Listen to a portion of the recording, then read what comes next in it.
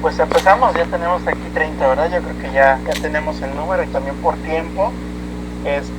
Buenas tardes a todos, bienvenidos, les agradecemos nuevamente, como hacíamos ahorita, ¿verdad? En viernes con este calorcito y aquí está.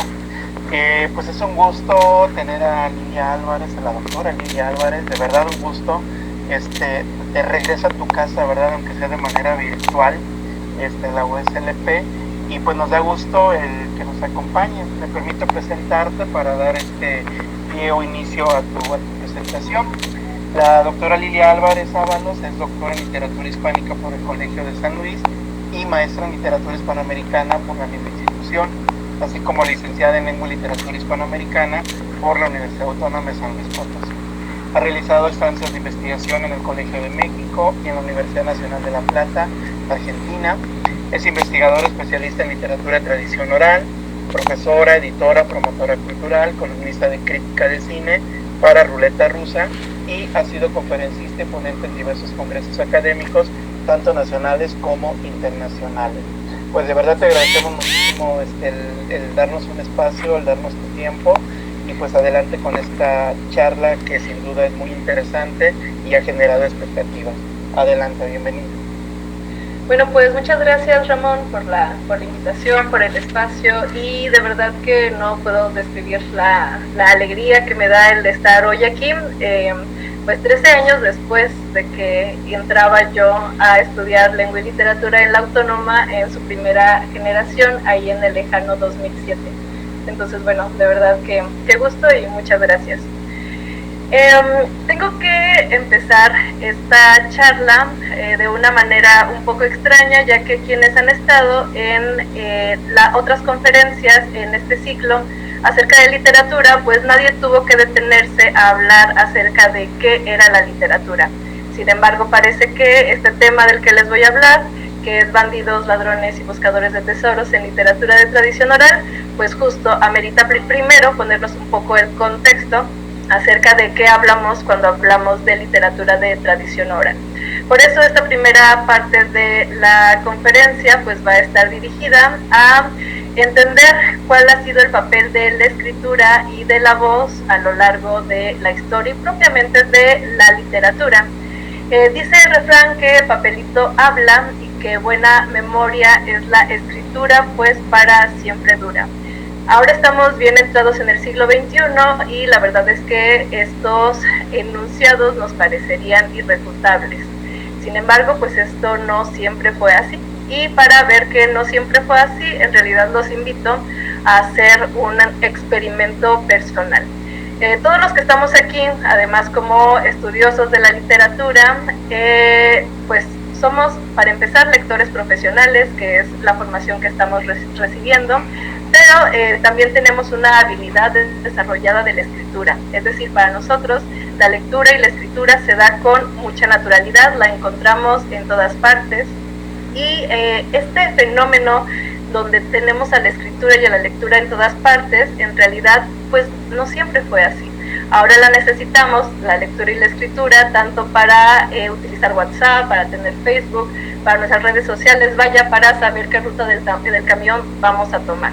Cuanto más para esta carrera que ustedes están estudiando.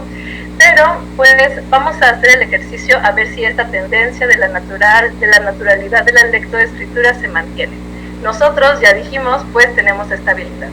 Si nos vamos a una generación anterior con nuestros padres, seguramente esta tendencia se mantiene. También tienen un natural uso de la lectura y de la escritura. Ahora pensemos en nuestros abuelos. ¿Esta tendencia se mantiene o ya cambió por ahí un poco?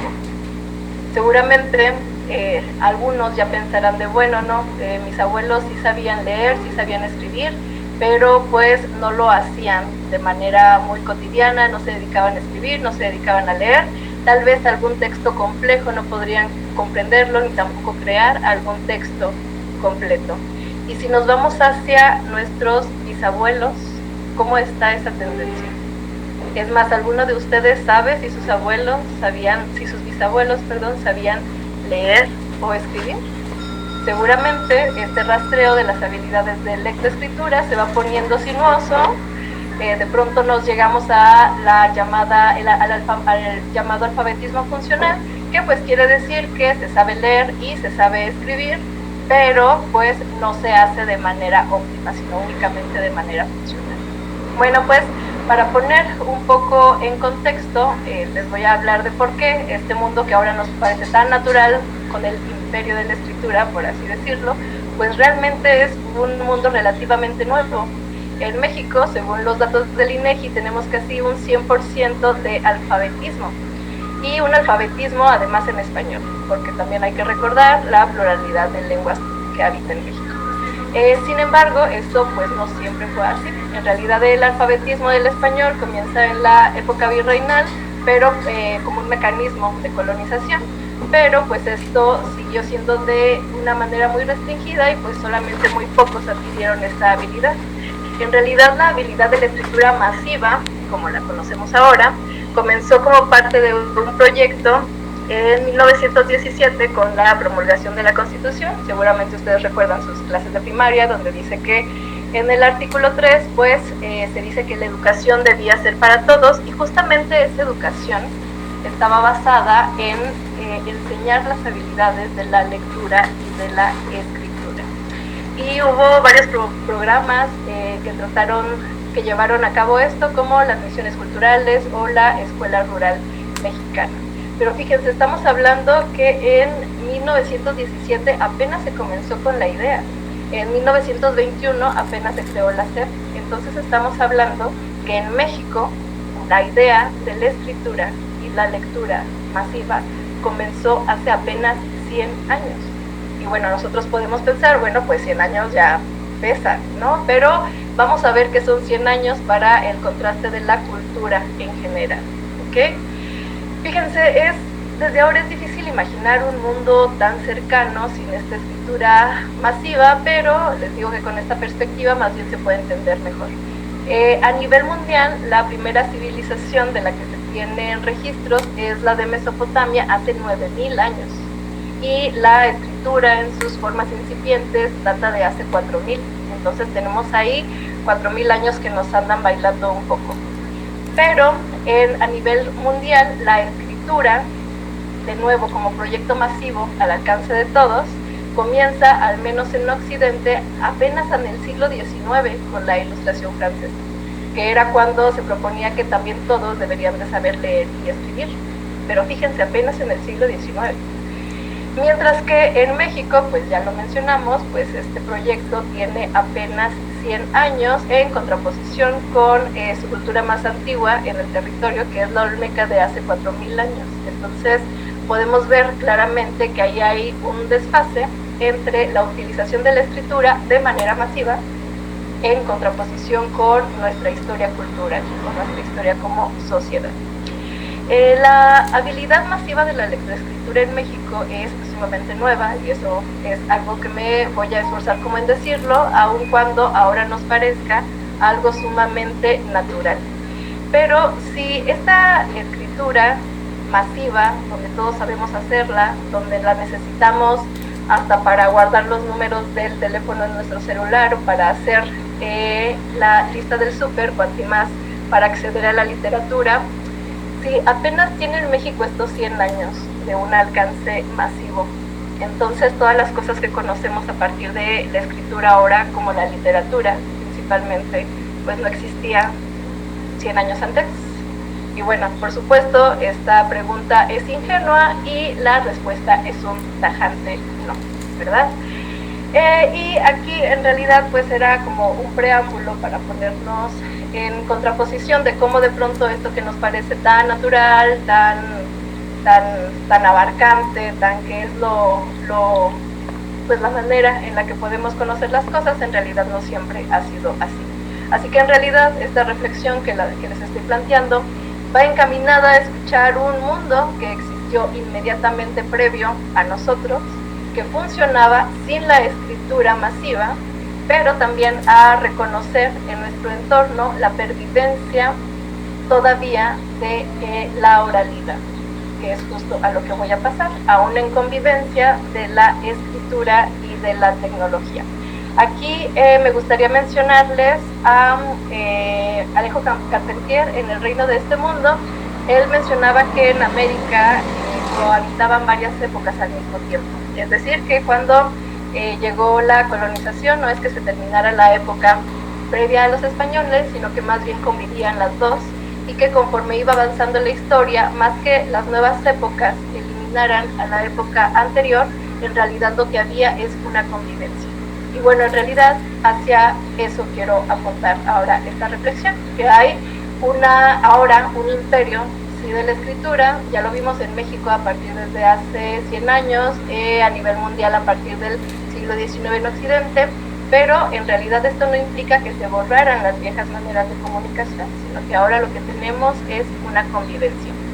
Si ahora nos resulta como tan raro el tener que hablarles de oralidad para hablarles de literatura, creo que tiene que ver con una conceptualización un poco desfasada temporalmente.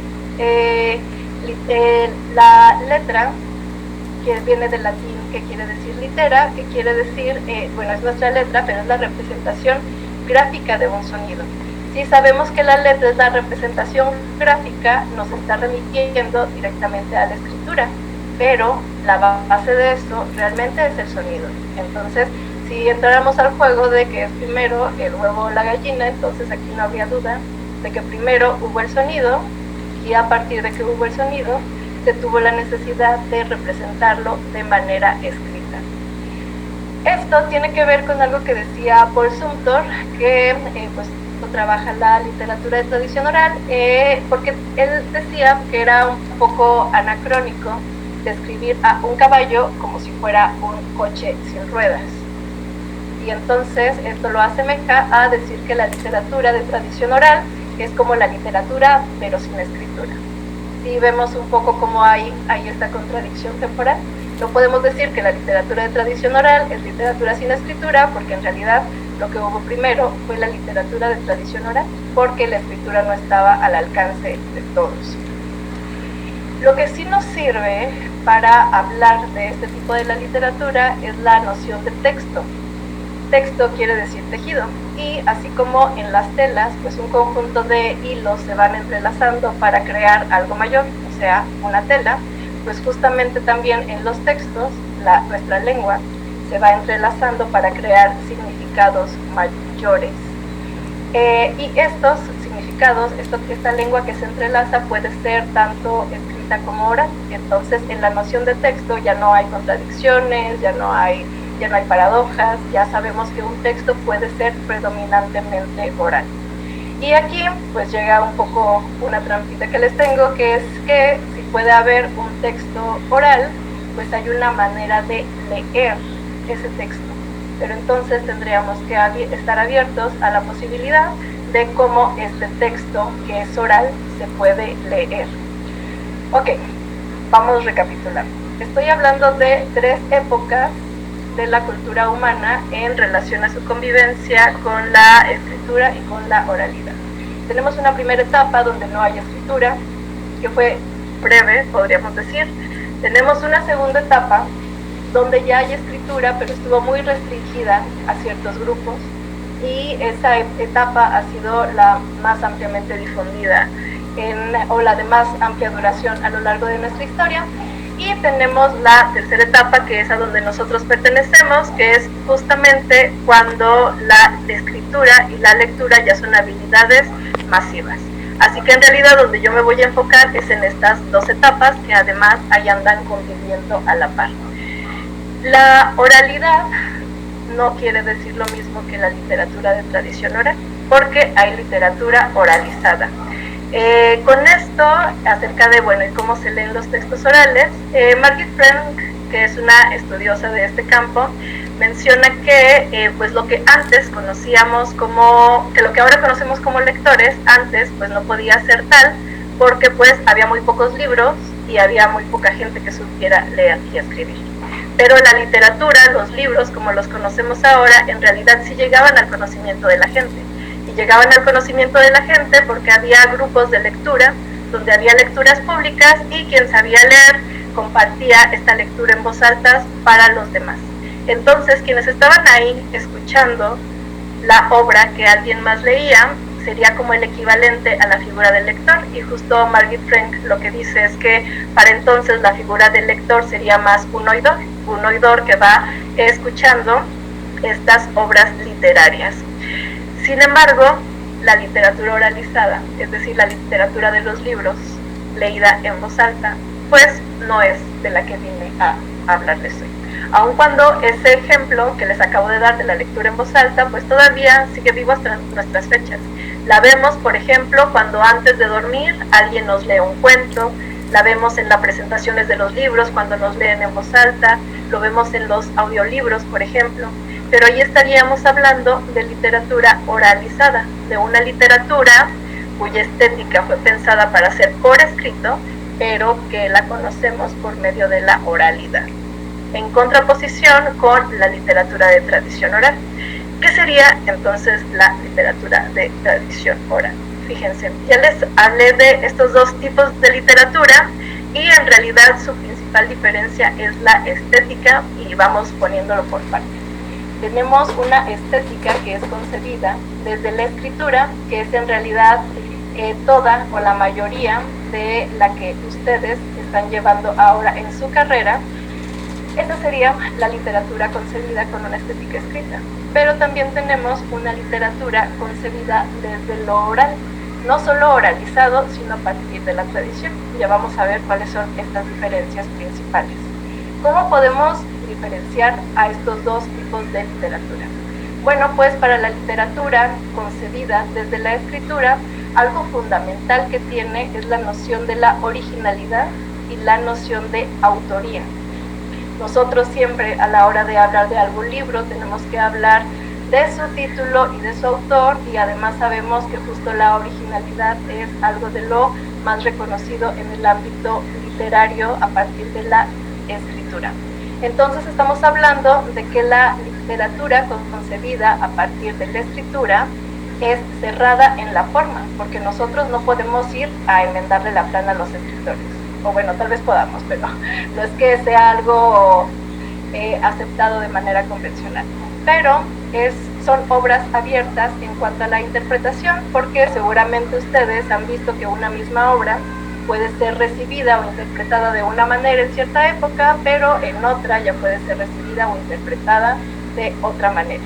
Pero en la forma está cerrada. El único autorizado para cambiar la forma de su obra es el autor. Entonces tenemos en contraposición a la literatura de tradición oral, que justamente es concebida desde esta parte de lo oral, y que a diferencia de la literatura escrita, que defiende la idea de originalidad y la idea del autor, lo que tenemos en la literatura de tradición oral es que está concebida desde un acervo colectivo, y al ser concebida desde un acervo colectivo, la noción de propiedad y de autoría no existe. Yo manejo, me aprendo y reproduzco este texto, lo cambio incluso, porque me sé parte de una comunidad a la que pertenece este texto. Y entonces ya no importa la idea de autor y tampoco importa la idea de originalidad, porque justamente lo que hace la tradición, es decir, esta perduración en el tiempo a partir de la voz, es que se permita la variación de estos textos. Y por eso la principal característica de la literatura de tradición oral es que vive en variantes, porque cada persona que puede reproducir este texto es parte de una comunidad a la que este texto le pertenece, y por tanto tiene los conocimientos, las habilidades y el permiso implícito para variarla. ¿Okay? Yo suelo como irme así, pero también entiendo que puede ser un tema un poco como ajeno a ustedes, entonces en realidad sí, mientras voy hablando hay alguna duda, pues también pues lo agradeceré, ¿okay? Para pues no seguir avanzando sin entender a partir de dónde estamos hablando. Ok, bueno, pues una vez teniendo claras cuáles son las principales diferencias entre la literatura concebida desde la escritura y la literatura concebida desde la tradición oral, pues habría que decir que antes de que esta escritura fuera masiva, lo natural era comunicarse por medio de la voz. Esto la verdad es que no es para nada nuevo, eso sí lo aprendimos nosotros en literatura medieval, por ejemplo, o desde antes, sabíamos que estaban los rapsodas, los juglares, pero sí es una discusión que sigue en boga. Por ejemplo, cuando se dice que Homero no es que fuera el escritor de la Ilíada y la Odisea, sino que más bien fue el compilador de estas obras, y que estas obras están contadas de manera oral.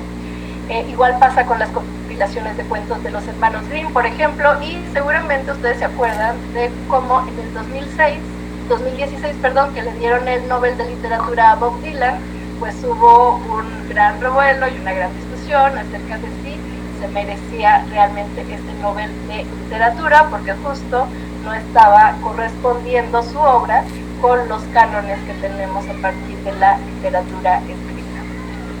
Ahora, para esto habría que tomar en cuenta una cosa que es muy importante, que es que si la literatura escrita tiene como soporte al libro, al papel, a la tinta, a la palabra escrita, pues ¿dónde tiene entonces su soporte la literatura de tradición oral? Y este soporte justamente es en la memoria.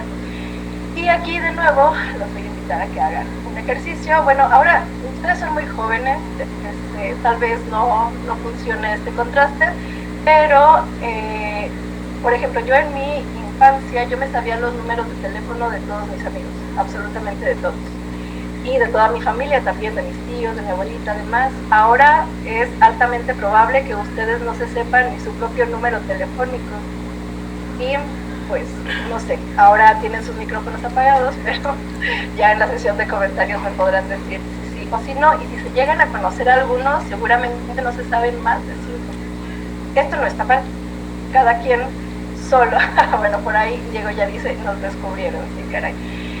Esto en realidad es el primer impacto que tuvo el adquirir la escritura para nuestra vida cotidiana. ¿Hubo una merma en la memoria? Claro que sí, porque ¿qué necesidad vamos a tener de seguir desarrollando esta capacidad de memoria si ya tenemos la tecnología de la escritura para registrarlo?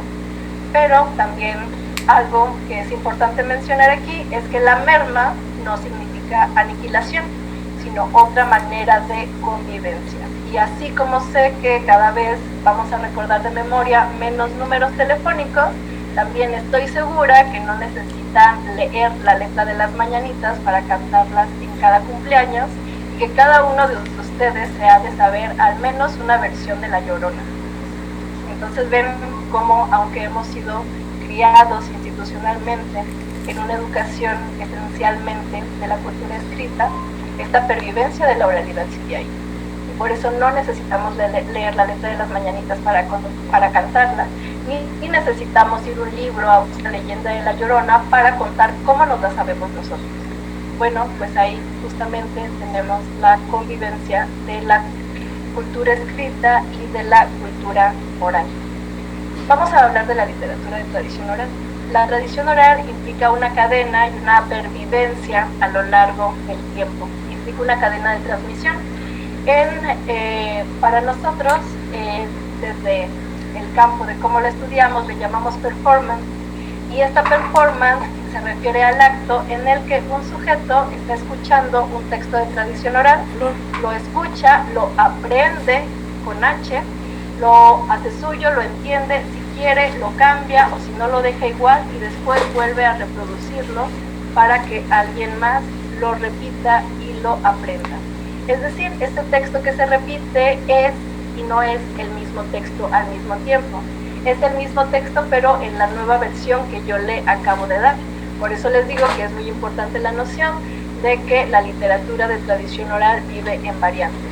Porque aun si todos nosotros no sabemos la leyenda de La Llorona, todos nos la vamos a saber de manera diferente. Y no hay textos originales, no hay el texto bueno, no es que una versión sea la original y las otras sean piratas o sean menores, sino que cada una da cuenta de las características del transmisor y de su momento particular de la época.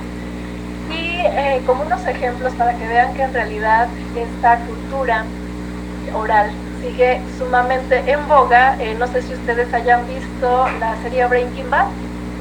espero que sí, y si no la han visto pues véanla, es una recomendación que les hago al margen de esto, pero no sé si recuerdan que a Heisenberg le hicieron un corrido, y pues justamente el corrido es una forma de literatura de tradición oral. Tal vez no sepamos todo el corrido, pero seguramente si se sabe la parte esta que dice, ese compa ya está muerto, nomás no le han avisado, porque además es justo el fragmento que ha migrado a conversación coloquial y a ser utilizada en otros muchos contextos. Pero bueno, ahí está un ejemplo de la popularidad y de la vigencia que tiene la literatura de tradición oral. También seguramente recuerdan por ahí cuando el Chapo Guzmán se escapó de la cárcel. Bueno, lo ha hecho varias veces, pero en cada vez que se ha escapado, no sé si se fijaron, si alguien notó, que cada vez le hicieron un corrido que describía justamente cómo se había escapado. Bueno, pues esto de nuevo denota la vigencia de la literatura de tradición oral y cómo sigue teniendo sus espacios particulares para habitar. Ok, bien, ahora voy a hablarles un poco de los géneros, ya que les di algunos ejemplos. Ya que les dije que para la literatura de tradición oral no había noción de originalidad ni de autoría, ¿cuál género creen que de entrada descartaríamos en la tradición oral? A ver si alguien me dice algo. ¿Alguien será? Aquí en los comentarios. Ok, bien, pues el ensayo, por ejemplo, pues no tendría cabida desde una estética de la literatura de tradición oral, porque justamente lo que propone el ensayo es una visión particular del autor y una originalidad de las ideas que está planteando. Entonces no tenemos ensayo, por ejemplo. Pero si tenemos estos tres grandes grupos, para que los tengan presentes, tenemos al género lírico, donde tenemos canciones como Las Mañanitas, por ejemplo, o Cielito Lindo, y tenemos la lírica infantil. Yo creo que a nadie de ustedes les tocó esto, pero en la lírica infantil eran sobre todo canciones que iban acompañando a los juegos, es decir, la ronda, de Doña Blanca, esta cubierta de pilares de oro y plata y demás. La verdad es que a nosotros ya no nos tocó tanto, pero tal vez sí sepamos que existieron por ahí.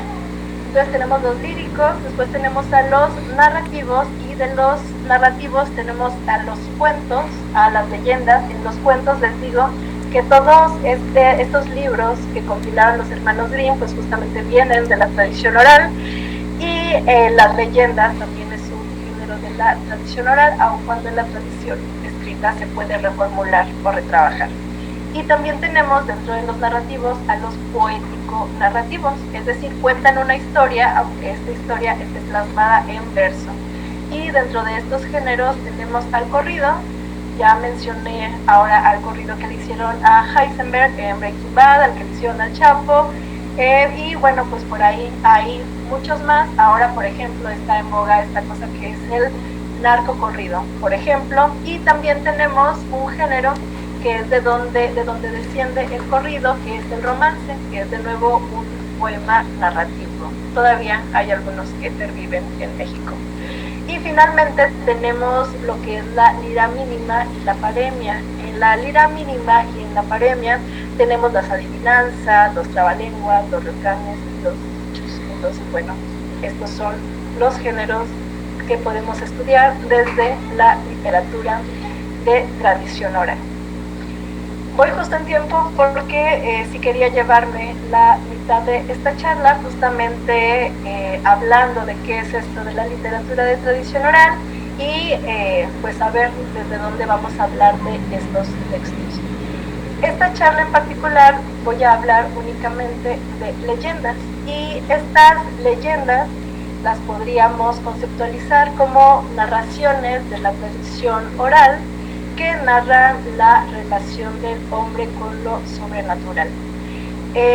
La verdad es que me da mucho gusto haber estado en este ciclo de conferencias justo después de haber escuchado al doctor Sardiñas y a la doctora Gabriela, porque los dos en algún momento mencionaron a la tradición oral y mencionaron las creencias y mencionaron que cómo al inicio de la literatura fantástica, pues parece que pues hay una fuerte influencia de la literatura de tradición oral en la literatura fantástica, pero luego justamente se reelaboró hacia este camino de la originalidad y pues terminó siendo lo que ahora conocemos, la literatura fantástica.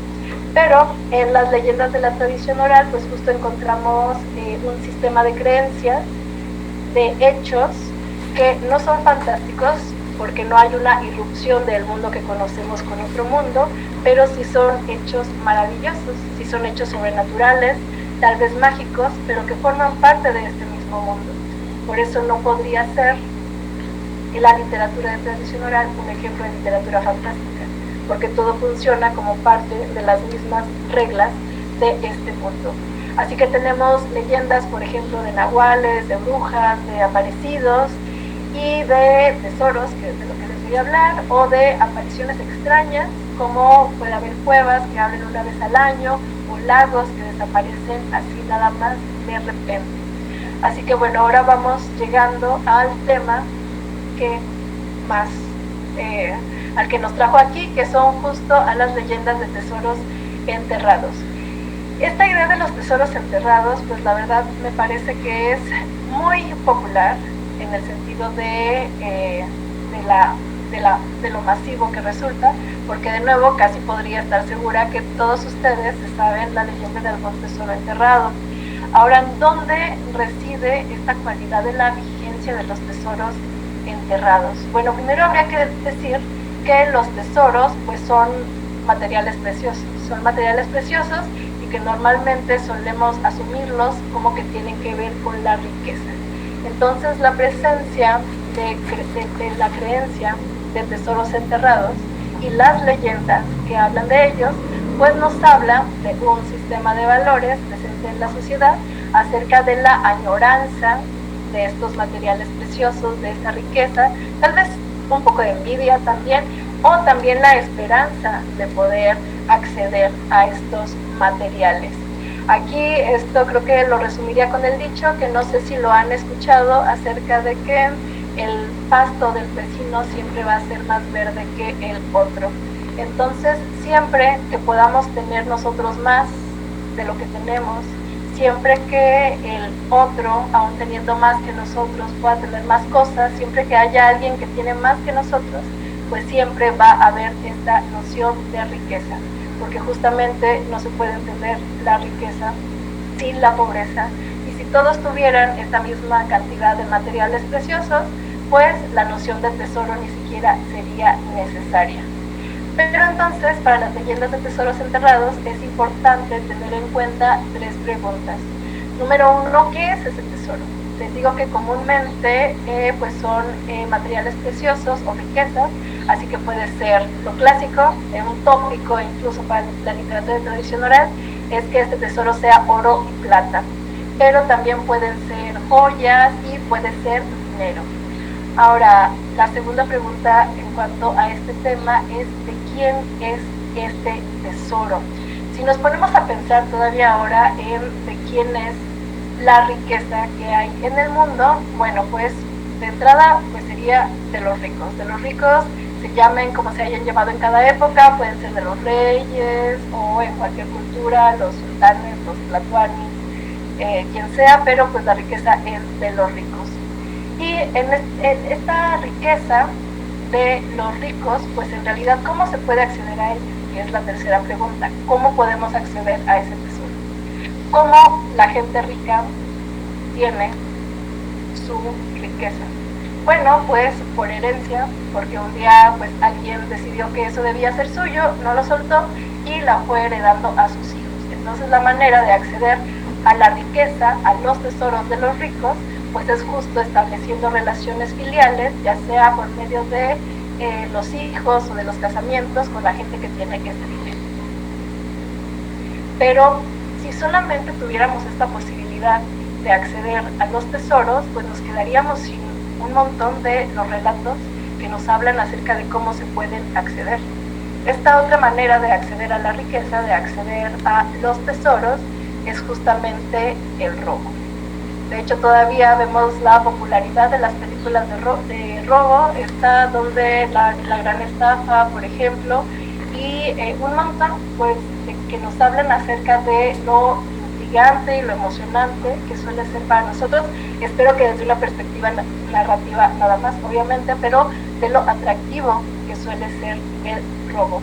¿Y por qué el robo de la riqueza es importante para la narrativa, no solo de la literatura, sino en general?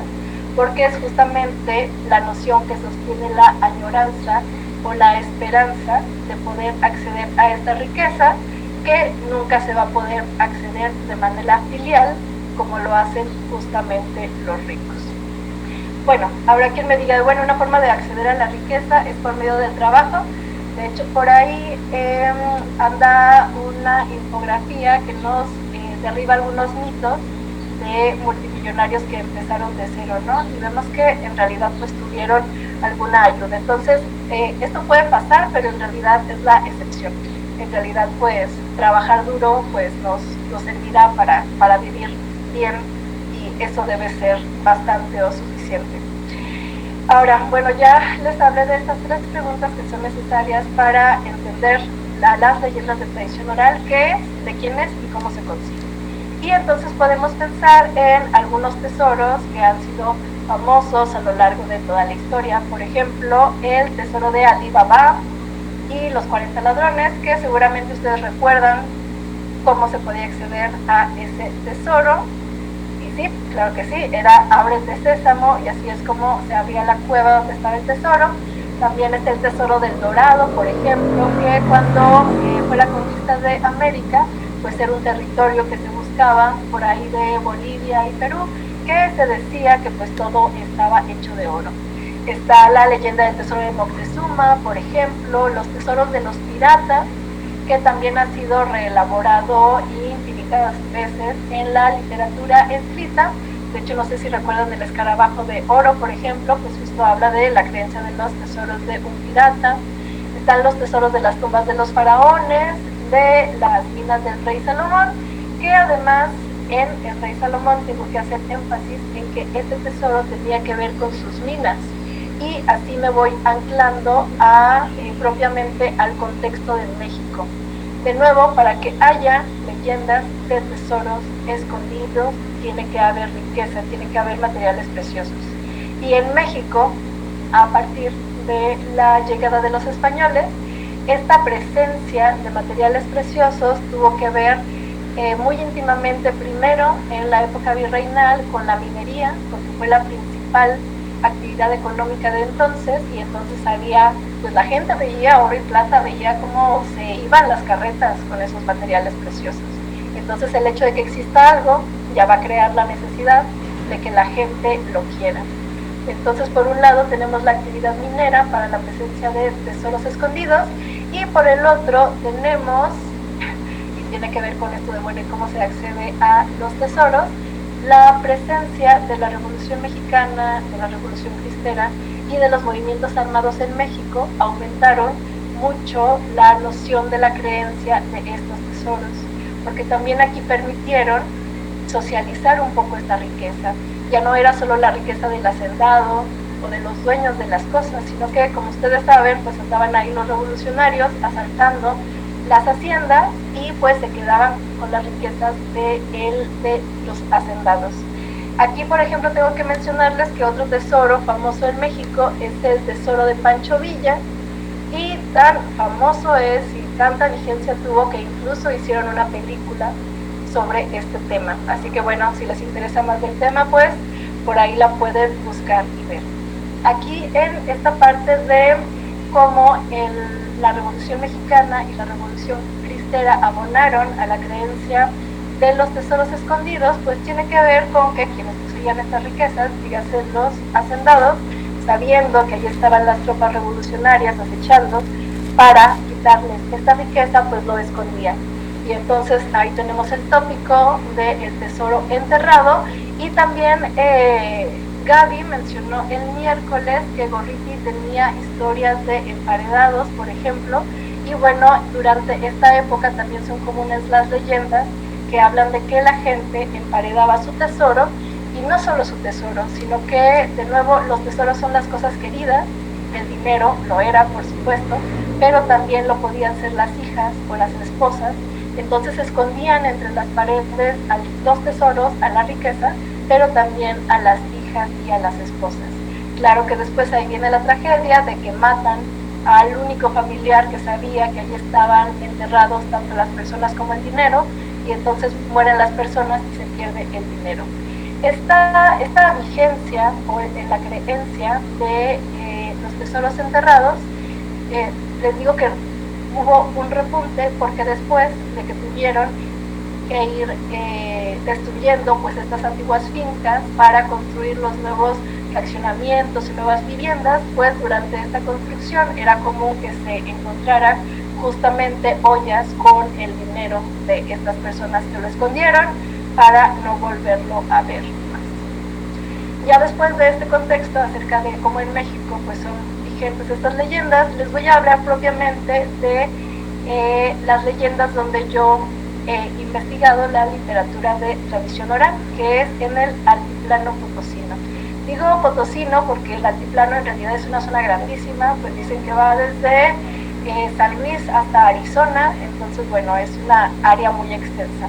Pero yo he estudiado esta literatura en un área particular de San Luis Potosí, que justamente tiene una profunda tradición minera, por las minas de Cerro de San Pedro, que no sé si lo conozcan, les recomiendo ahora que pase la contingencia, pues que vayan para allá, porque además se habla de un pasado minero, pero es un pasado minero que todavía está vigente, de hecho todavía hay minas ahí.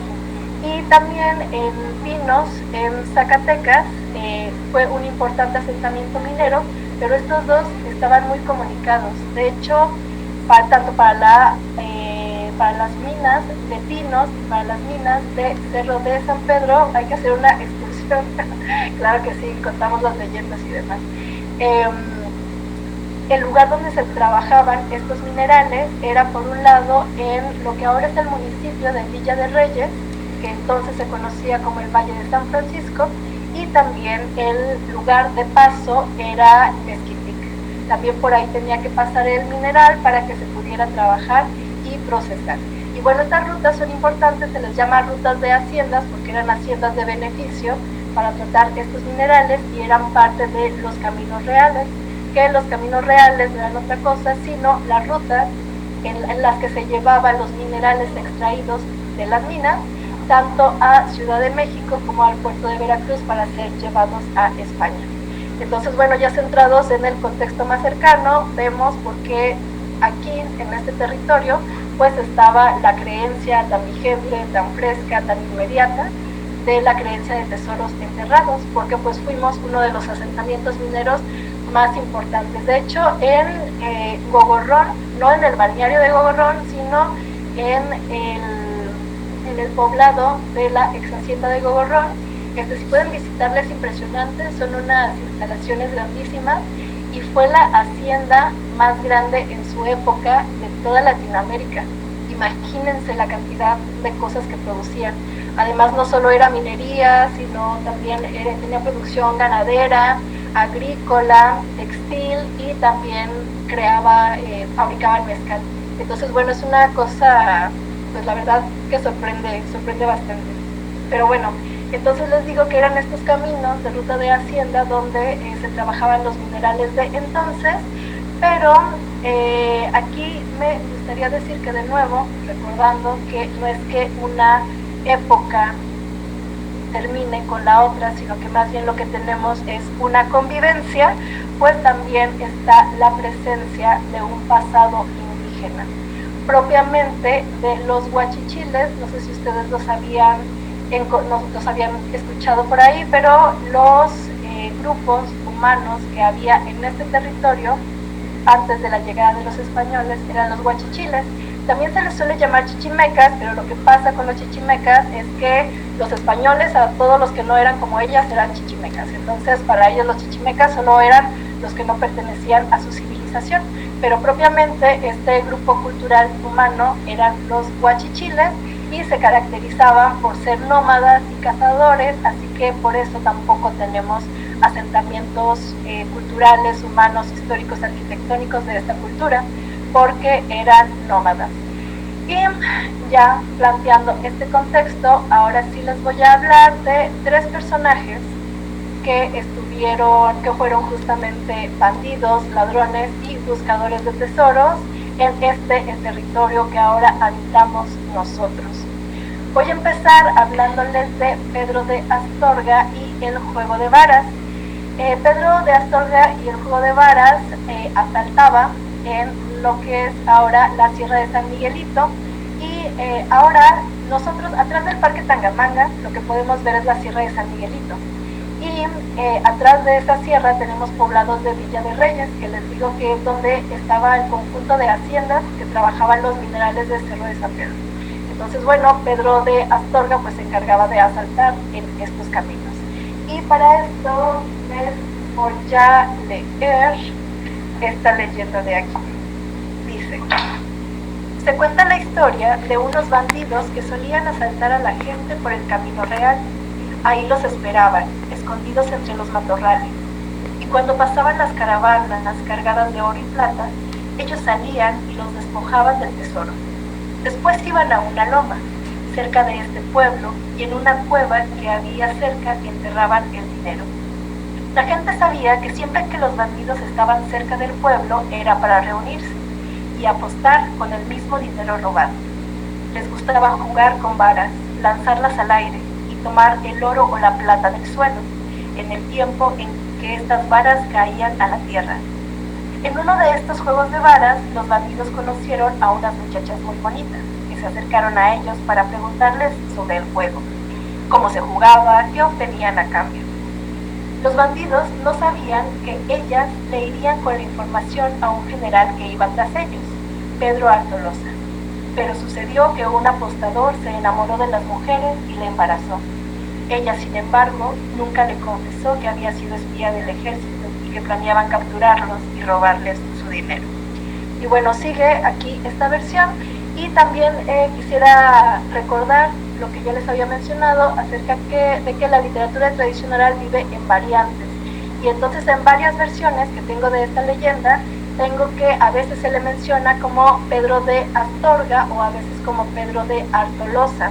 Y de hecho sí hay testimonios históricos de la presencia de este personaje, pero para la literatura de tradición oral en realidad no importa si es Astorga o es Artolosa. Lo que importa es que siga cumpliendo esta función.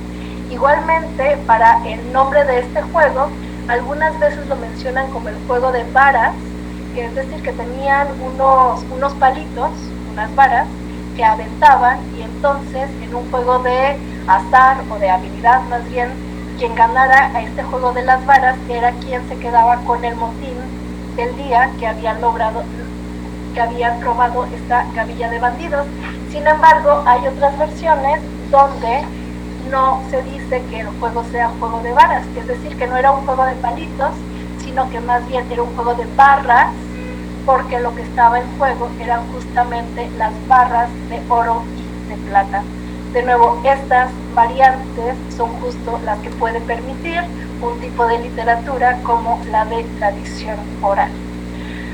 Voy a pasar a hablarles de otros 2 personajes. Ahora estos 2 no son del área de Villa de Reyes, sino del área de Mezquitic, donde pues se tenía el procesamiento de los minerales extraídos de pinos en Zacatecas.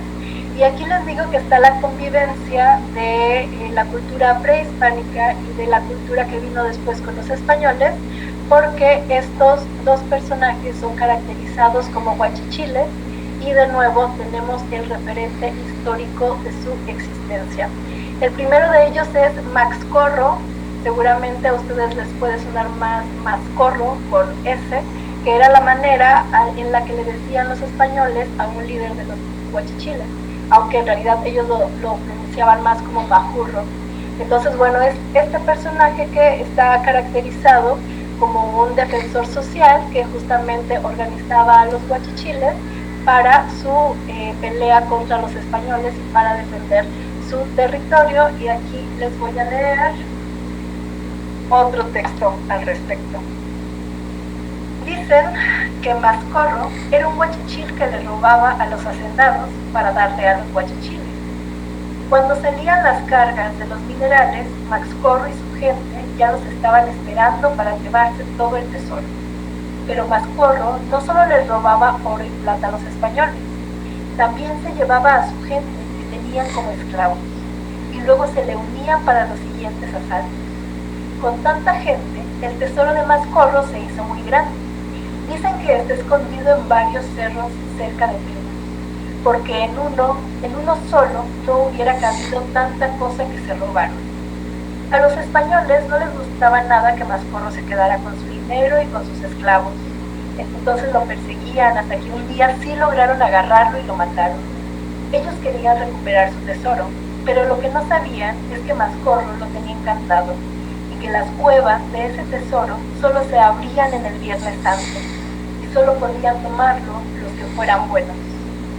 Dicen que muchos han buscado por todos lados ese tesoro y que algunos hasta han hallado abiertas las cuevas en los días santos, pero cuando quieren salir la cueva ya está cerrada. Dicen que así se ha perdido mucha gente yendo a buscar el tesoro de Mascorro. Y bueno, de Mascorro les digo que hay testimonios de su existencia histórica. Sobre todo lo encontramos en la Guerra Chichimeca de Philip Powell y en algunos otros artículos que ya si les interesa pues se los puedo compartir. Después tenemos a otro personaje que también rondaba estos caminos reales para asaltar, que se le llama Miguel Chiquito. Y no se le llama Miguel Chiquito porque estuviera muy pequeñito, sino porque este personaje, además también de ser un líder social para los guachichiles, tenía con la característica de que era muy huidizo. Siempre que estaban cerca de atraparlo, Miguel Chiquito pareciera como si se encogiera y pudiera esconderse en cualquier parte. Entonces por eso lo conocían así. A Miguel Chiquito, a diferencia de Mascorro, que sí está más configurado como un justiciero social, pues Miguel Chiquito sí es abiertamente el capitán de una gavilla de bandidos, como lo era Pedro de Astorga.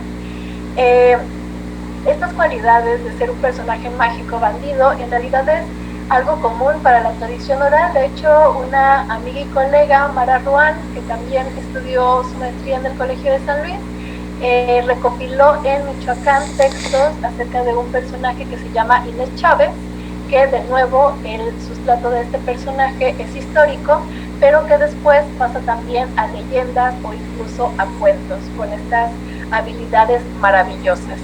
Y bueno, sobre Miguel Chiquito pueden encontrar registro de él en libros, en uno de Montejano y Aguiñaga que se llama Tesoros Ocultos del Viejo San Luis, pero la versión que yo les voy a compartir fue una que justamente recopilé en campo y dice así: cuentan que Miguel Chiquito tiene escondido un tesoro que todavía quiere ser descubierto.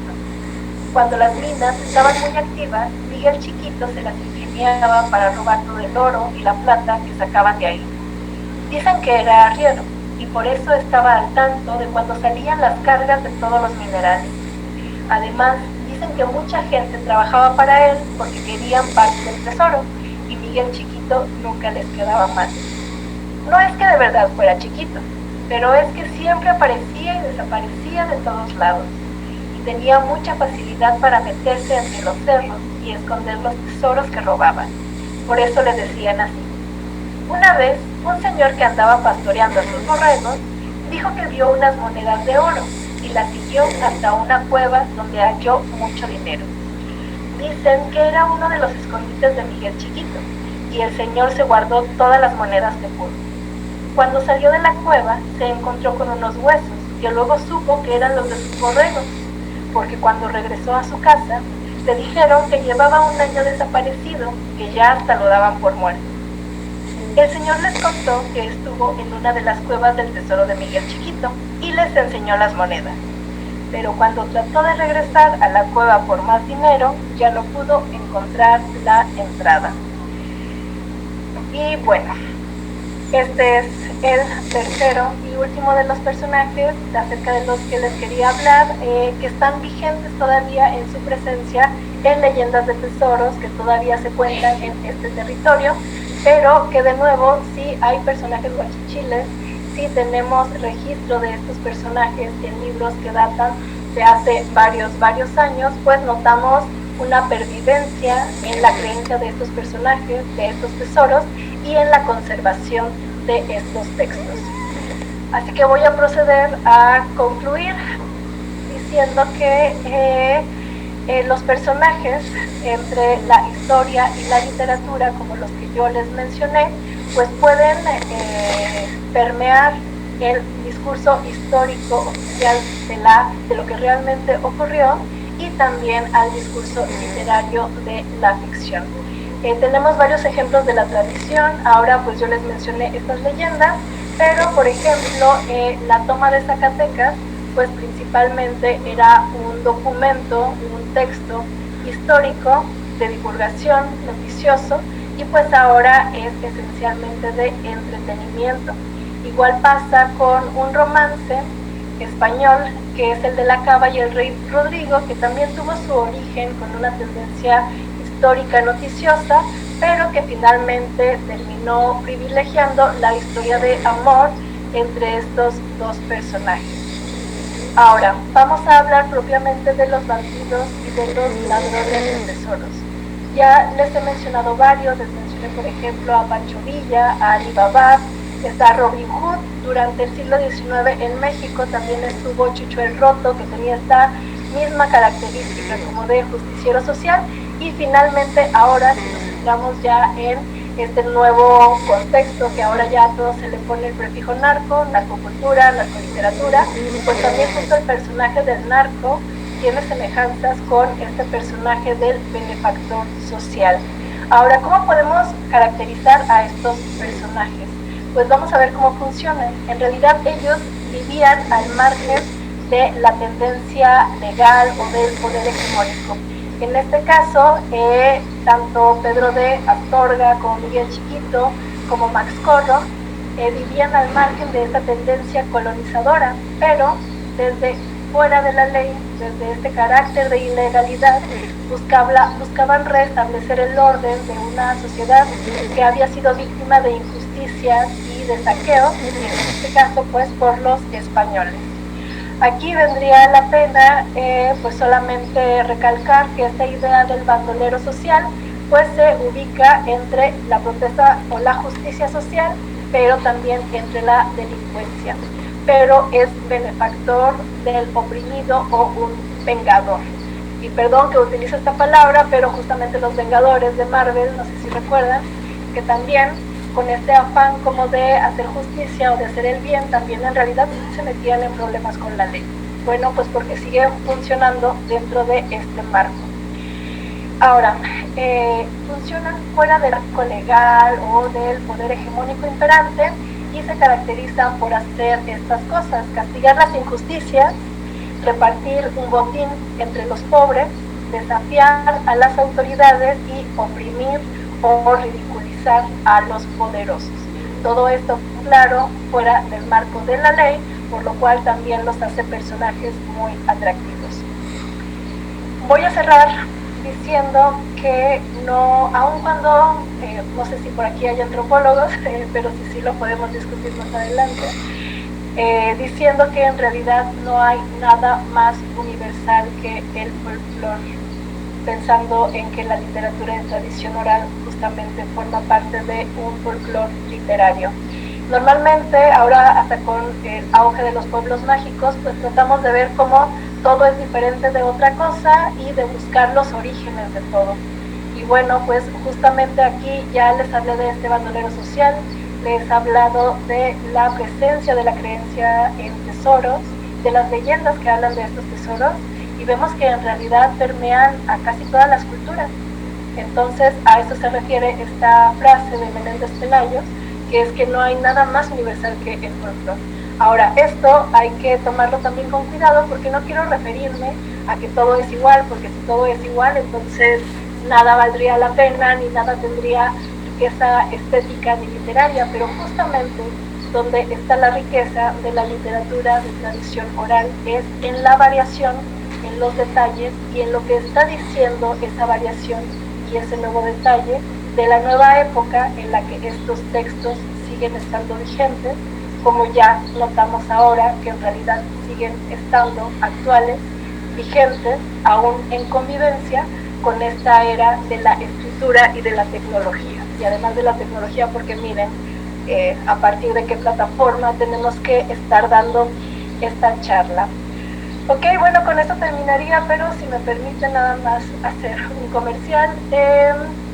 En la literatura de tradición oral se estudia en varias partes del mundo, en España, en Argentina, en Estados Unidos, pero aquí en México hay estudiosos de esta materia en el Colegio de México, que está Aurelio González, en la UNAM, que está Martin Frank, está en la Universidad de San Nicolás de Hidalgo, Michoacán, que está Raúl González, está en una sede de la UNAM, que está en Morelia, que está Berenice Granados, y bueno, aun cuando hay varios estudiosos por ahí en México que pues le entran al estudio de la tradición oral, yo quisiera hacer el comercial que el Colegio de San Luis es la única institución de posgrado que cuenta tal cual con la línea de investigación en literatura de tradición oral, y entonces en este sentido pues lo que les quiero hacer es una invitación para que se den la oportunidad de conocer este tipo de estudios literarios, que además tiene una amplia gama de acción y una oportunidad de realización aquí a la vuelta de su casa. Y bueno, pues de mi parte sería todo. Pues muchas gracias.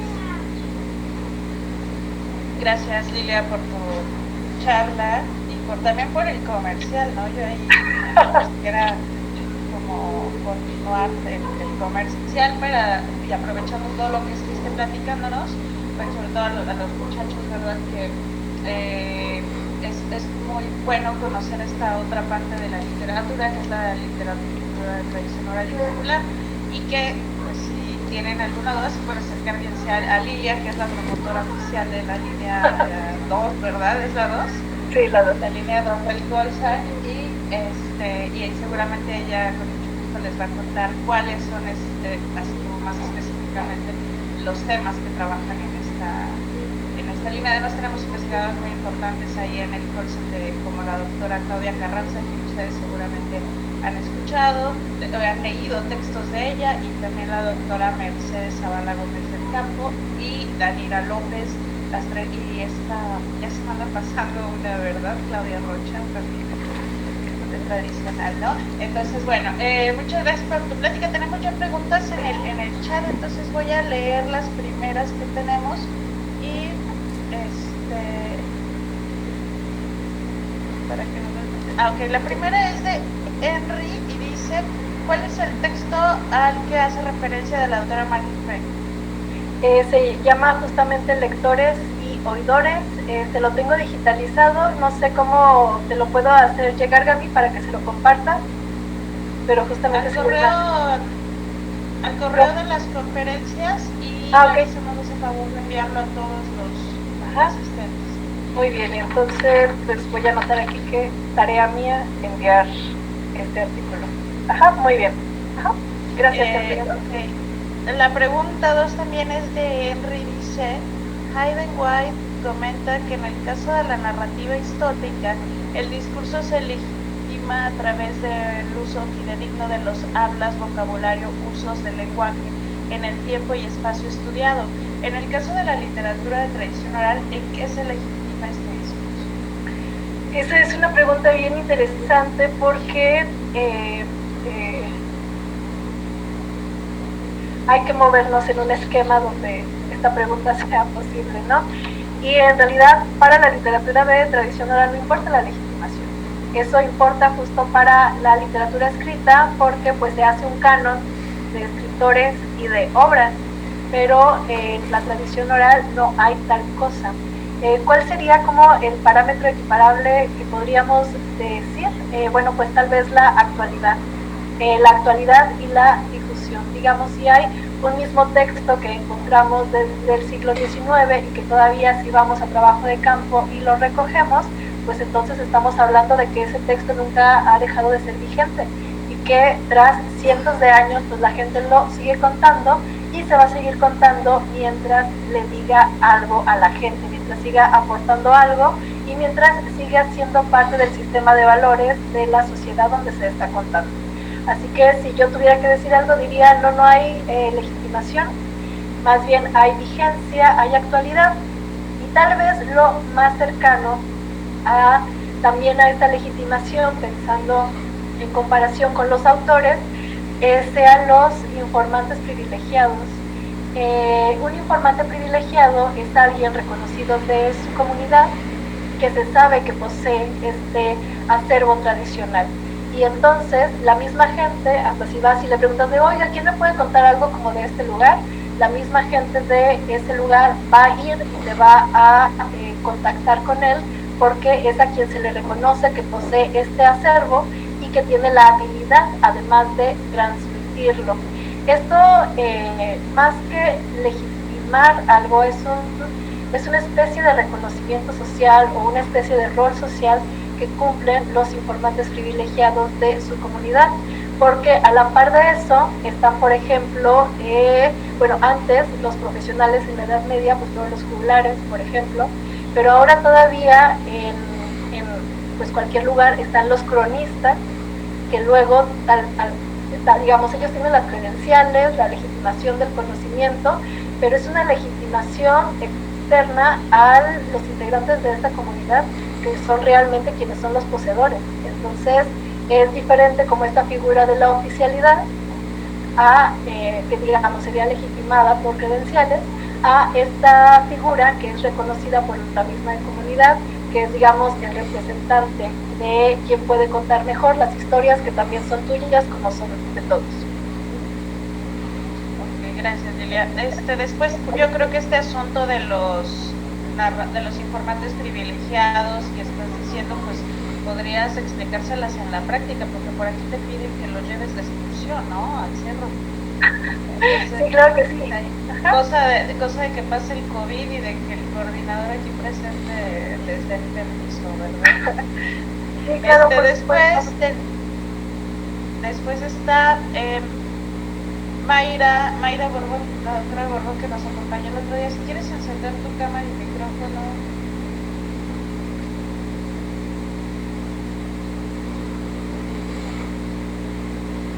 ¿Me escuchas, Mayra?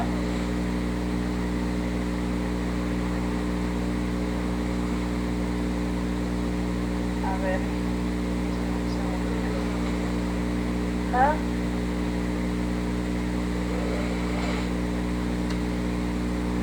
Bueno, en lo que se alista, porque creo que no está funcionando por ese equipo.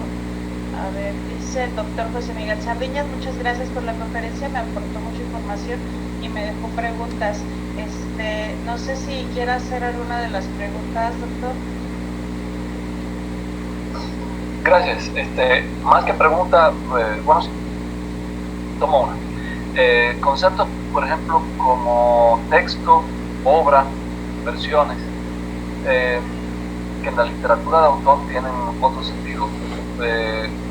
¿Cómo los tratan ustedes en la literatura de tradición oral? ¿Es decir, solamente versiones y textos, o también consideran que existe una obra? ¿Cuál sería la obra más bien en una leyenda, por ejemplo? Sí, es bien interesante esta pregunta, doctor, porque justo así como en un principio les dije que había que pensar que estas dos literaturas venían de concepciones distintas, pues también las herramientas de su análisis pues son distintas, justamente pensando en que una herramienta no tiene como que calar a la fuerza, ni que emplear a la fuerza, sino que más bien tiene que ser la adecuada para pues desentrañar el objeto de estudio.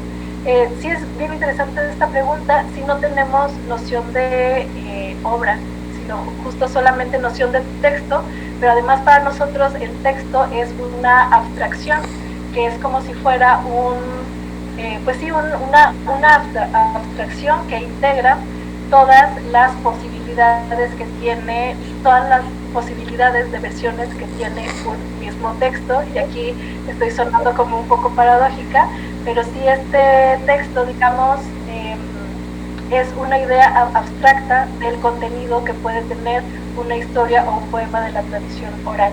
Pero si nosotros en realidad no analizamos textos, analizamos versiones de textos, también partiendo de que no hay un texto originario o que ninguna versión es mejor que la otra, sino que más bien habrá algunas que se desarrollen más, que se desarrollen menos, que sean más complejas, que relacionen otras cosas, pero de nuevo como no, creo que para la literatura de tradición oral también, profundizando un poco más en esto que me menciona, no hay esta noción valorativa o de los juicios de valor, sino más bien hay un aspecto de notar los hallazgos que hay, ver en qué otras tradiciones están presentes, en qué momentos han estado vigentes y ver cómo esos detalles que hacen la variación, que hace que sea una versión diferente de un mismo texto, pues nos aporta nueva información tanto de los informantes como del contexto en el que es reproducida.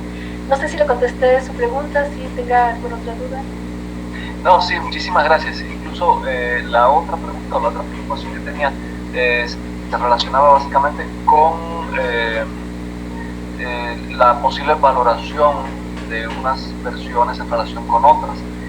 Y bueno, ya cuestiones de valoración estética me imagino que sí se puedan poner en práctica, pero ya con la respuesta que me dio también está incluida la respuesta a esta pregunta.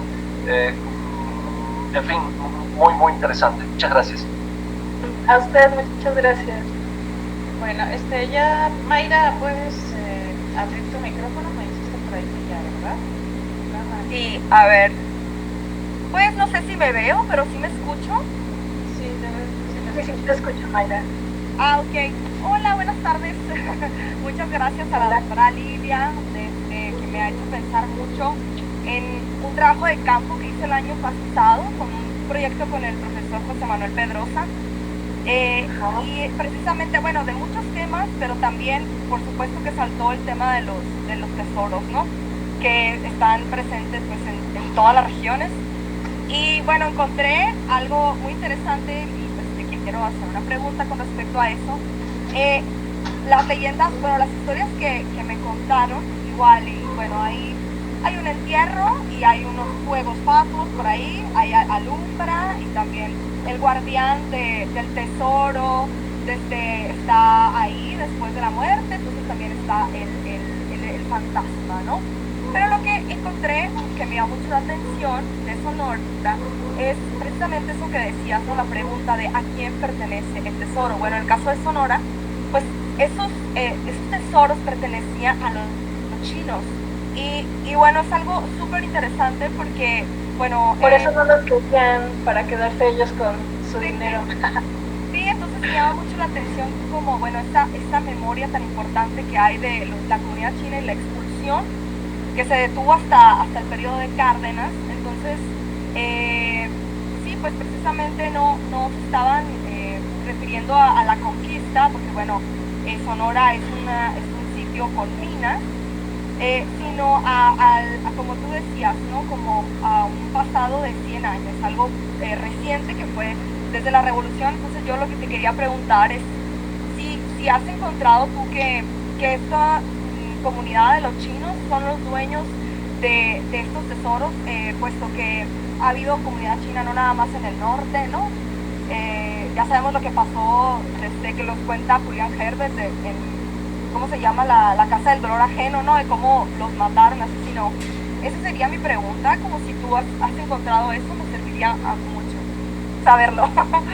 Bueno, Mayra, la respuesta es no, no lo he encontrado, pero también quisiera decirte que justamente ahí es donde data la riqueza de la tradición oral, en decir, bueno, ¿por qué yo en el trabajo de campo que he hecho aquí, pues no he encontrado que los dueños del tesoro sean chinos, y allá sí? Entonces ahí podemos darnos cuenta de que esta variación no es gratuita, no ocurre solamente porque sí, por generación espontánea, sino que nos está dando nociones de una correspondencia con la realidad, con una época y con una sociedad. Y eso, justamente por eso es tan rica la literatura de tradición oral, porque tiene esta capacidad de adaptarse a cualquier contexto. Aquí yo no me he encontrado que los chinos sean los dueños del tesoro, porque aquí no había chinos, entonces a la gente le iba a significar algo el hecho de que hubiera personas chinas. Pues no. Te pregunto porque sí hubo una comunidad china en otras partes del país, entonces como has estudiado a lo mejor un poco como el centro, un poco hacia el norte, quería ver si te habías topado con algo así, porque yo en Sonora sí, entonces no lo he encontrado en ningún libro y dije yo a lo mejor y puedo por ahí tener un norte. Sí, fíjate que aquí propiamente en las regiones donde yo he hecho trabajo de campo no lo he encontrado, pero sí tiene que haber, o sea, tiene que haber, por ejemplo, en Cárdenas, que es un municipio de aquí de San Luis, pues sí había un fuerte asentamiento de chinos, entonces seguramente ahí puedan aparecer en los relatos de tradición oral. Entonces, pues sí, o sea, más bien lo interesante de la literatura de tradición oral es que, pues, nunca o difícilmente podemos decir que no existe algo, porque más bien tal vez lo que ocurra es que no lo hemos buscado o no lo hemos encontrado. Pero yo no dudaría de que sí, en otras regiones donde haya presencia de chinos, los chinos van a aparecer en los relatos de tradición oral. Así como en los cuentos en México, por ejemplo, aparecen las tunas, los nopales, y en los cuentos tradicionales de España, pues más bien aparecen las manzanas o los duraznos o qué sé yo, ¿no? Pero entonces sí, es bien interesante tu pregunta y estoy segura de que si vas a un lado donde haya chinos vas a encontrar más relatos donde aparecen. Bueno, muchas gracias. A ti. El doctor Ernesto Sánchez también tiene otra pregunta. Ernesto, si quieres saber. ¿Me escuchan? Sí, Nato. Primero que nada, felicidades, me encantó la conferencia. Aparte es un tema que siempre me ha llamado la atención, disfruté mucho cuando estuve en el colegio. Mi pregunta es bien concreta, a ver si me sale. ¿Hay en la literatura oralizada algo que haya tenido un proceso en el que se llega a considerar como tradición oral? A ver, va. Es decir, que ya no tenga autor, que ya no se reconozca el autor, que con el tiempo se haya perdido ese autor y que ya esté sometida a los cambios propios de la tradición oral, es decir, que tenga variantes y todo ese tipo de cosas. ¿Solo si conoces algún caso? Ok, bien.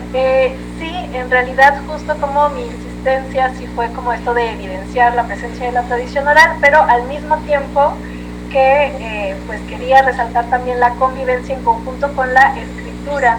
Y de hecho, digamos, si podemos hablar de una tradición oral, también podemos hablar de una tradición escrita, y es imposible que no se mezclen estas dos. De hecho, podemos ver, por ejemplo, que en el Quijote pues hay un montón de relatos de tradición oral, en el Conde Lucanor, en el Periquillo Sarmiento, y es muy curioso cómo es como una mutua retroalimentación, es decir, en las obras de escritores está la presencia o la influencia de textos de la tradición oral, pero después esos mismos textos que ahora surgen de la tradición escrita pues regresan a la tradición oral, justo porque también son leídos, o porque hay veces que aun cuando no son leídos en voz alta, si nosotros lo leemos de un libro, pues también lo podemos repetir. Todavía lo vemos, por ejemplo, en que hay textos de la tradición oral que también los conocemos por el libro, y entonces ya nosotros no vamos a tener la versión ni la del libro ni la que nosotros no sabíamos de la tradición oral, sino por ahí una versión mixta. Y bueno, esta influencia también yo creo que tiene que ver con un aspecto un tanto reduccionista acerca de cómo abordar estos dos tipos de literatura como si fueran dos cosas perfectamente diseccionables, y no lo son desde el principio de que un escritor, aun cuando escriba obras a partir de la concepción de la escritura, sigue teniendo un acervo tradicional, y es imposible que se escinda y que este acervo tradicional pues no quede plasmado en su obra, aun cuando ahora esta obra sea de la tradición escrita y cuente con sus características estéticas. No sé si te contesté, Neto. Me contestaste, genial. Perdón, ¿podría dar un dato al respecto? Soy Daniel Zavala. Sí, hola Daniel, adelante. nada más como una cuestión que no sé si sea invención de José Emilio Pacheco, pero ustedes conocerán su cuento Tenga para que se entretenga, la historia de la desaparición de un niño en el bosque de Chapultepec. Pues resulta que, si no mal recuerdo, alguna vez José Emilio Pacheco se sube a un taxi, seguramente rondando la zona de Chapultepec, y el taxista le contó su propio cuento. Es decir, que la literatura se tradicionalizó en este caso. Claro. Cómo llegó al taxista la historia, pero inició como un cuento escrito, se tradicionaliza. No sé si sea cierta la anécdota, pero de que sería posible, creo que sí lo es. Sí, por supuesto que sería posible, ¿no? Así es. Ajá, sí, es un muy buen ejemplo, Daniel. Muchas gracias. Gracias a Daniel también por su ejemplo y a Neto por su pregunta. Doctora Anuar, ¿quiere tomar la palabra? Hola, buenas tardes. Muchas gracias por la plática. Lidia fue muy clara y muy lúcida. Mencionabas que un poco la riqueza de la literatura oral se puede ver en las variantes, un poco en lo que dice del tiempo en el que una versión cobra forma. Tú que trabajas esto de bandidos y gente que está al margen de la ley en un país como el que estamos viviendo, ¿has notado algo en la oralidad actual al respecto de estos personajes que sea radicalmente distinto de la tradición anterior, de cómo se veían, por ejemplo, en la Revolución o en los periodos del siglo XIX o la colonia? ¿Has visto algo así en tu trabajo? Fíjate que diferencias como de una época a la otra, no. Más bien lo que hay en todas las épocas es como dos perspectivas acerca de cómo narrarlos, que también tiene que ver con un campo muy amplio al que ya no me metí en esta charla por fines prácticos, pero justo hay una perspectiva que habla de estos personajes como la construcción de este bandolero social, justiciero, etcétera, pero a la par hay otras versiones de estos personajes donde se les caracteriza nada más con amarillismo.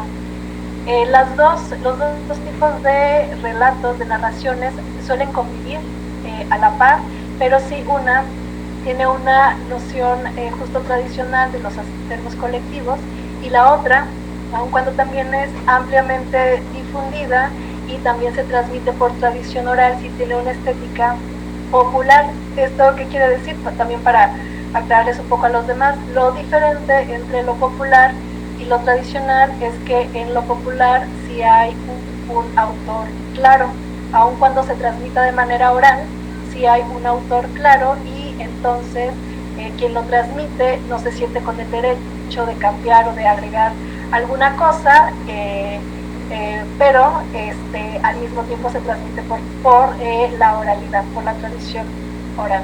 ¿De acuerdo? Entonces, bueno, Anuar, más bien eso era como lo que te quería decir, que no depende de una época o la otra, sino del estilo de la tradición oral en la cual se circunscriba ese texto en particular. Y el ejemplo que les podría dar, por ejemplo, ahora, y de nuevo para ver cómo siempre están retroalimentándose la literatura de tradición oral y la literatura escrita, la presencia del narco ahora lo podemos ver tanto en narcocorridos como una persona súper sanguinaria, terrible, violenta, pero también lo podemos ver justo como este justiciero social, y también son referentes que aparecen en la literatura desde antes de que el narco fuera el narco, sino desde la mafia, como El Padrino, por ejemplo, que hasta por eso se le llamaba El Padrino. No sé si contesté tu pregunta, Ana. Sí, muchas gracias. Okay, a ti gracias. Tenemos la pregunta de Verónica, Janet. Dice, ¿se ha recogido literatura tradición oral sobre tesoros aquí en la capital? Sí, sí, ya era todo. ¿Alguna llamada abuelita, verdad? Un micrófono abierto por ahí. Ok, sí, sí hay un montón de recopilaciones. De hecho, un problema y no de los estudios de la tradición oral es que pues la mayoría de estas compilaciones pues la hace gente que pues le gusta. De hecho, seguramente ustedes conocerán varios libros que hablan de leyendas potosinas. El más famoso es este azulito con la caja del agua, que es de, se apellida Aguilar, el autor, por ejemplo, pero desde ahí ya podemos ver como que no hay conciencia como de la naturaleza de la tradición oral. Entonces sí se ha hecho, pero se hace, la mayoría que se ha hecho se hace primero adjudicándole un carácter autoral, lo cual pues eso ya es deliberadamente incorrecto porque aquí no hay autores sino compiladores. Eso es la mayoría de lo que tenemos. Donde he visto que tienen más de estos libros es en la librería de, ¿cómo se llama? Ochoa. Justo ahora ajá, sí, justo en esa, gracias. Justo en esta tienen muchos libros de literatura potosina y entre ellos pues muchos libros de leyendas donde hay varias de tesoros. En unos estudios académicos, sistemáticos, como con un poco, digamos, de más rigor, no en el más sentido, sino de respeto a los textos con los que estás interactuando, Mercedes Zavala, que pues fue justo mi directora de tesis y quien ha hecho la recopilación de tradición oral más rica, extensa y variada en el México después de, pues desde 1950 para acá. O sea, es una cosa impresionante lo que hizo en su tesis, además pensando que lo hizo hace tantos años con tantas restricciones de comunicación que había. Ahí la puedes encontrar. Ahí, ella hizo recopilación en un área muy amplia, pero dentro de esa área amplia también está el área de San Luis Potosí capital y también vienen relatos de tesoros. Su tesis me imagino que estará en el repositorio del Colegio de San Luis, pero si no, pues de nuevo, pues ahí está el contacto. Estoy yo completamente segura que con gusto te la puede compartir. Ok, muchas gracias. A ver, dice después Henry, comercial para todos, justo a las 8 habrá un live en el convento de la Merced y sus fantasmas. Y aquí puso la liga y mil gracias y te agradece por la oportunidad de escuchar de este tema. Bueno, yo solo quería comentarle a Henry, la verdad es que también a mí, Henry, me entusiasma mucho ver tu entusiasmo. Entonces, bueno, también doy como completa apertura de si a alguien le interesa más, porque también estoy consciente que de pronto es algo nuevo. Bueno, pues están todas las facilidades para facilitar material o aclarar dudas o lo que sea. Pero pues antes, pues gracias por el interés. Era todo, Gaby. Después, aquí algún comentario también de Henry acerca de una leyenda de un templo chino que se veía cuando se ocultaba el sol viéndolo desde el Cerro Grande. No sé si quiera Henry abrir su micrófono y contarnos más, que siempre es una delicia escuchar las leyendas, ¿no? Vamos, Henry, te escuchamos.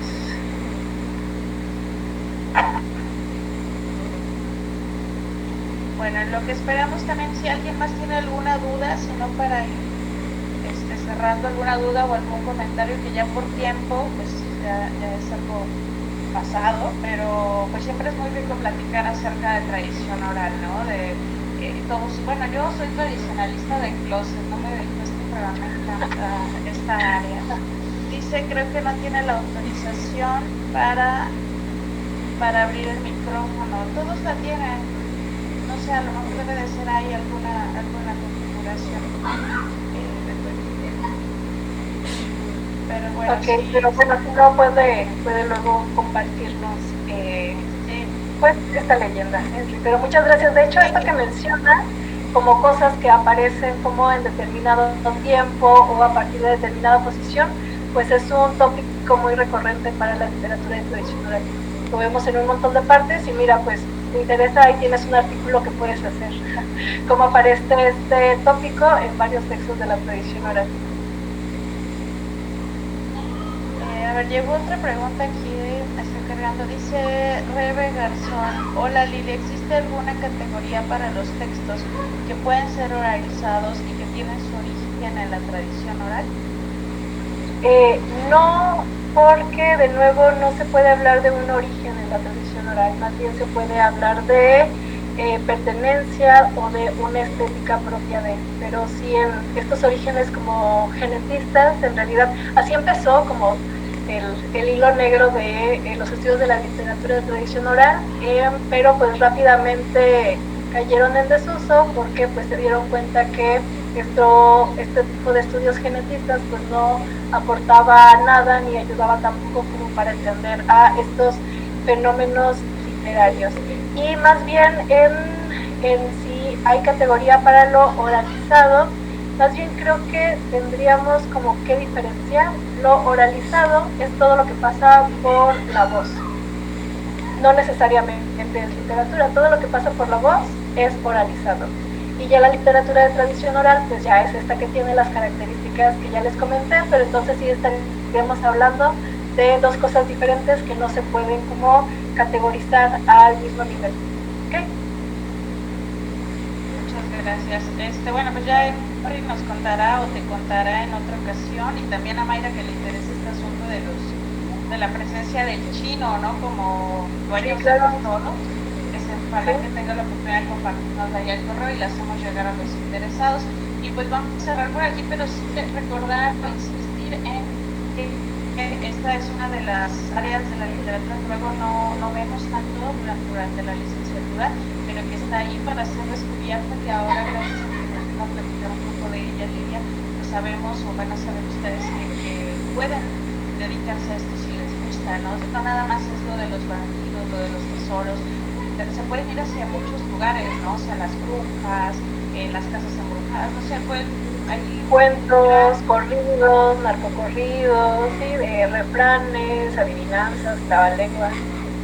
Sí, canciones infantiles, ronda, todo, o sea, es demasiado, adivinanzas, no sé, es que podríamos seguir hablando y hablando de esto, y uno se lleva unas sorpresas muy grandes cuando hace trabajo de campo. También a quienes de pronto les gusta esto de trabajo de campo, pues es que es un área que les podría interesar. Estamos haciendo muchos comerciales, ¿no? Y bueno, de nuevo, de verdad, reiterarles que pues tienen toda mi disposición para pues compartir contenidos, textos, aclarar dudas o pues preguntarnos cosas juntos. Así que, pues bueno, a la disposición ahí está. Ya ustedes decidirán si lo hablamos en otro momento. Pues muchas gracias, Lidia, y gracias por acompañarnos, por regresar a la que ha sido nuestra escuela desde el 2007, como dijiste. Pues vamos, por último, antes de que se me olvide, tenemos las inscripciones que se cerraron la semana de lingüística para la preparatoria. Tenemos un par de lugares, entonces si alguien todavía quedó ahí con ganas de inscribirse o se le pasó, pues es buen momento para que hoy todavía se registre, están las ligas, y pues nos veremos la próxima semana con la participación del doctor Marco Antonio Pérez Durán, de la maestra Guadalupe Rojas y de la doctora Guadalupe Silva, que es parte de la Facultad de Psicología de la Universidad. Y pues muchas gracias a todos por su asistencia. Ramón, no sé si tengas o quieras agregar algo más. No, pues nada más, de verdad agradecerle a Lidia, de verdad ha sido muy enriquecedor, se nos justamente por el interés, y pues nada, muchísimas gracias y nos veríamos entonces el próximo lunes. Como dice la doctora Gaby, aprovechen, todavía están abiertas inscripciones, y si no, se la perdieron, ¿vale? Pues que descansen, un buen fin de semana, hasta lunes, y gracias por todo. Gracias, hasta luego. Hasta luego, descansen.